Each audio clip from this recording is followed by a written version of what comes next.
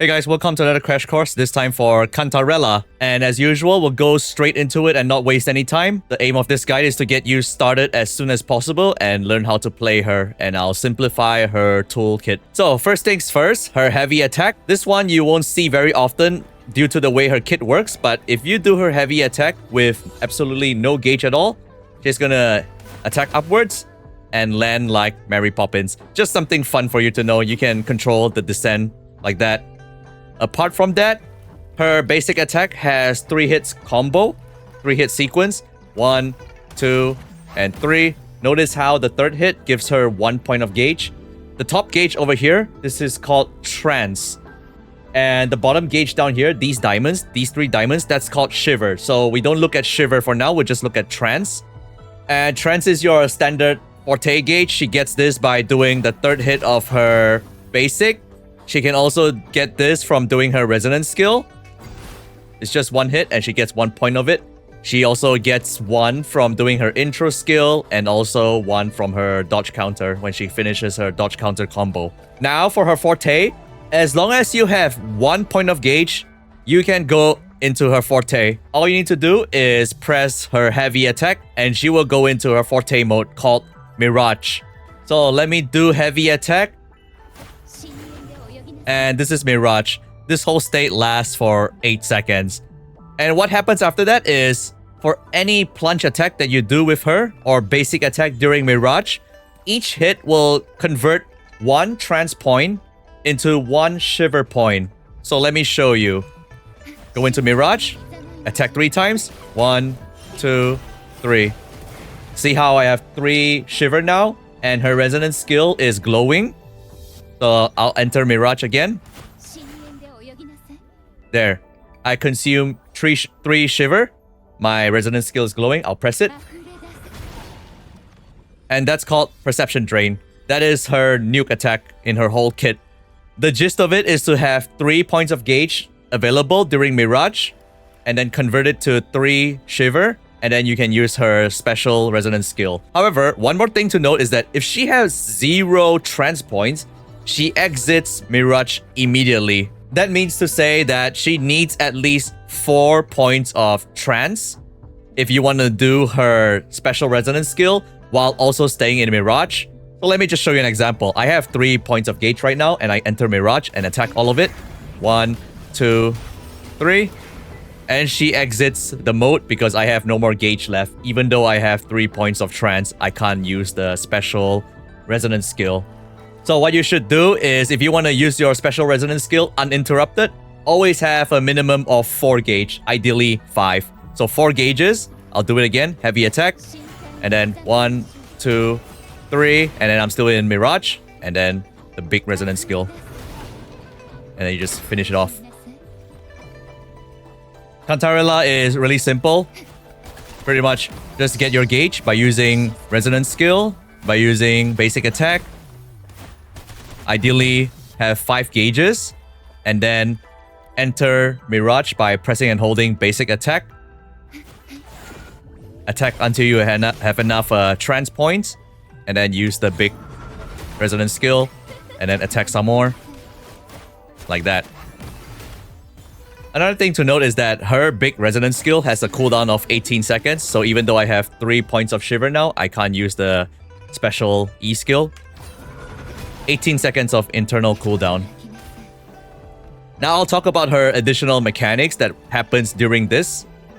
Notice how Cantarella has a resonance skill right now, and if I use it right now and enter Mirage, a resonance skill resets. This is a different resonance skill with its own cooldown, and you want to do this during Mirage so it applies a slow on the enemy.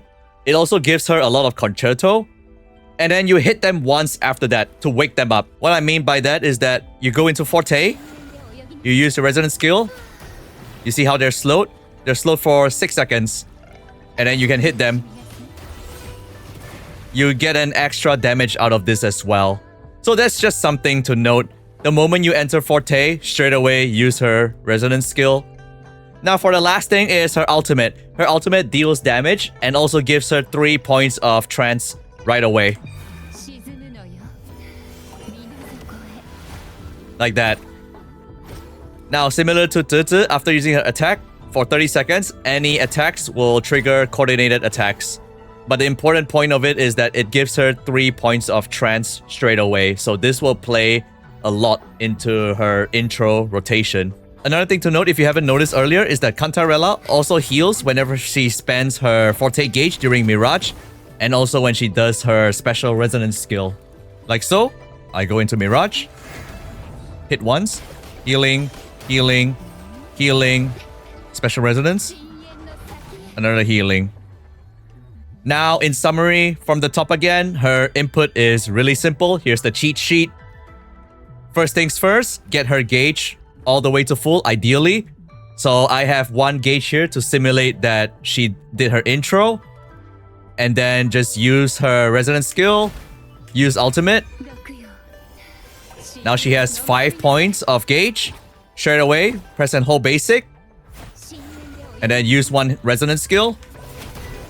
And then do your basic attack. Get the big resonance skill.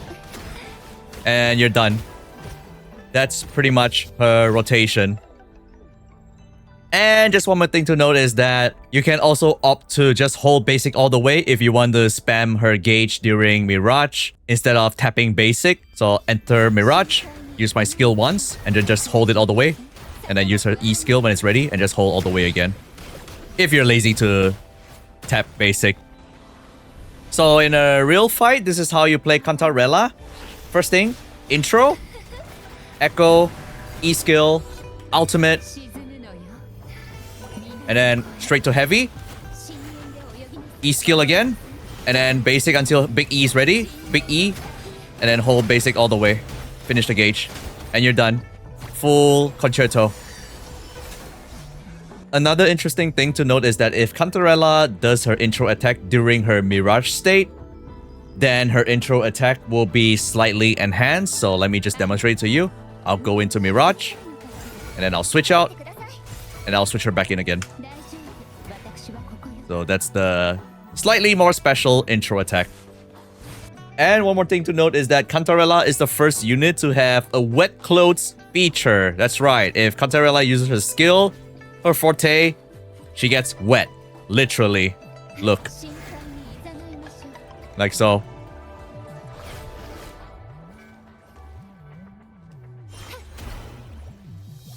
Just wet textures.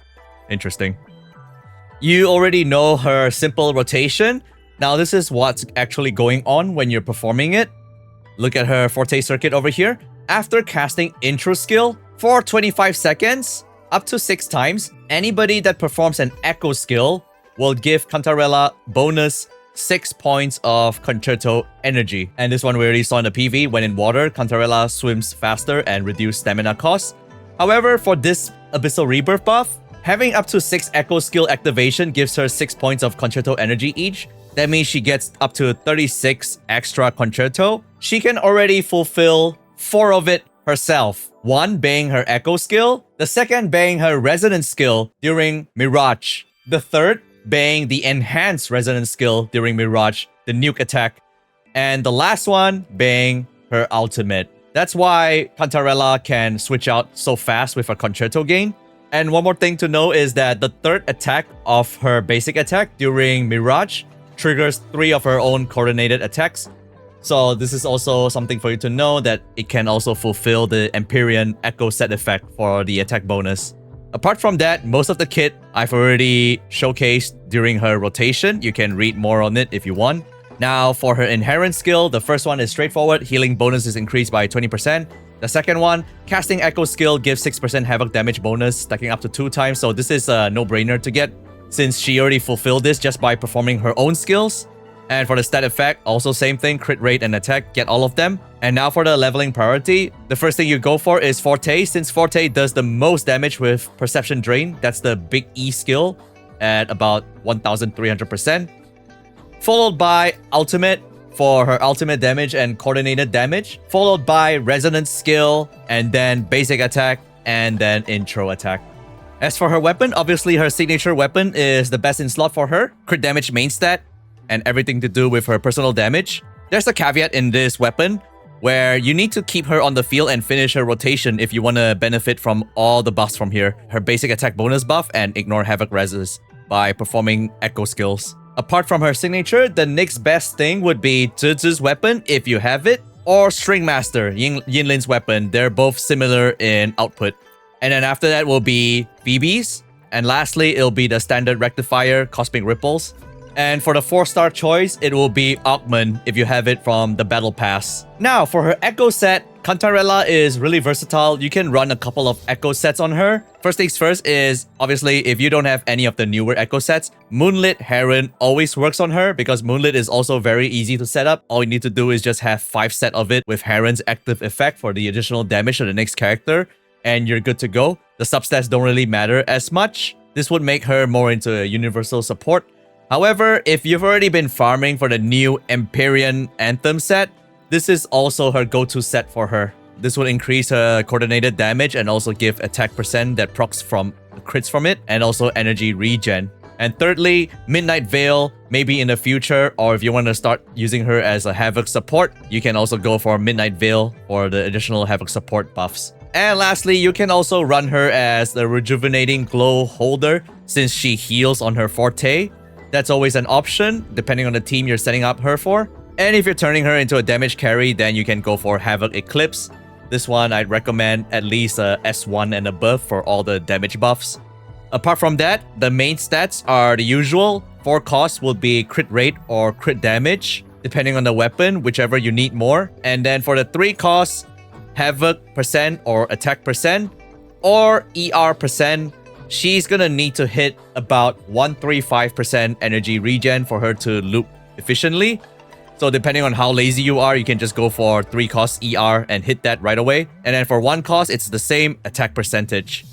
And for the substats, it's the usual straightforward double crit, attack percent, ER if you need it to hit your 135% ER, and basic attack since she scales off basic attack. For her sequences, she's already good at S0 to perform her coordinated attack support job, but the next 3 breakpoints would be S1, 2, and 3. The huge thing about S1 is that she gets 1 more point of trance every time you use her resonance skill, and a 50% increased damage across for all her Forte. And lastly, she gets immune to interruptions when doing Perception Drain. So Perception Drain is the big resonance skill, her nuke. So that gives you more insurance on getting that off. The changes for S2 is when she uses her ultimate, the enemy gets slowed right away. And then when you hit them while they're slowed, the jolt damage is increased by 245%. So you're just gonna get more meaningful damage out of jolt. As for S3, S3 shortens her total rotation even more. So even more damage for her ultimate, and performing ultimate will put her straight into her Forte, straight into Mirage. So you don't have to press and hold basic anymore to go into Mirage if you have S3. However, something to note is that since you're skipping the heavy attack to go into Mirage, you'll have to perform 1 extra basic attack to fulfill her full Concerto rotation to make up for it. After that, as usual, S4 and S5 aren't anything spectacular. S4 gives her more healing. S5 gives her 5 more additional counts to her coordinated attack after doing her ultimate. Nothing too crazy. And as for S6, S6 also gives her a substantial bump in her output. The damage of her basic attack during Forte is increased by 80%, and she will also ignore 30% of the target's defense after using ultimate. And the last line over here for the first 1.2 seconds of Hazy Dream, that's the slow. They will not be cancelled by jolt. That just means that you're gonna get an extra 1.2 seconds of slow to benefit from it. But that's pretty much it. You can tell that each sequence of Cantarella, similar to Zizi, just gives her more and more personal output. If you just want to use her as a support, then S0 is already fine by itself. S1 for comfy, and then the rest is output. Now, there are a couple of teams that you can run her with. For the first one, if you want to run Cantarella as a main DPS carry, then you can go for 1 healer, either Verena or Shorekeeper with Rejuvenating Glow, and then Sanhua with Moonlit, and then Cantarella with Havoc Eclipse. This is the main carry for Cantarella, with Sanhua giving her even more basic attack damage. However, I also really only recommend this if you have more sequences where her damage becomes more meaningful. The other straightforward composition for her is that if you use her as a sub DPS support for Jinxie, since she has coordinated attacks, it's gonna help Jinxie get her gauge up really quickly, and also because Cantarella has resonance skill M for Jinxie as well. Same thing, have one healer, either Verena or Shorekeeper with rejuvenating glow. Cantarella goes Empyrean Anthem for Jinxie. There's also this composition where you alternate between Zhi support for Jinxie and then Cantarella support for Jinxie whenever her cooldown is off. So Zhi do her rotation, outro into Jinxie, and then next will be Cantarella, outro into Jinxie, rinse and repeat. Both of them will be giving Jinxie the resonance skill damage M for her. She's pretty versatile overall. You can also run the Harem team having Shorekeeper be the healer, and then Cantarella supporting Havoc Rover, and even Rocha, where the two of them will be supporting and synergizing each other. But yeah, that's about it for the Cantarella crash course. I hope this has been helpful to you in understanding more on how she's played. Damn it, look at her animation. But yeah, consider leaving a like, subscribe, and comment, and I'll see you in the next video or crash course. Bye bye.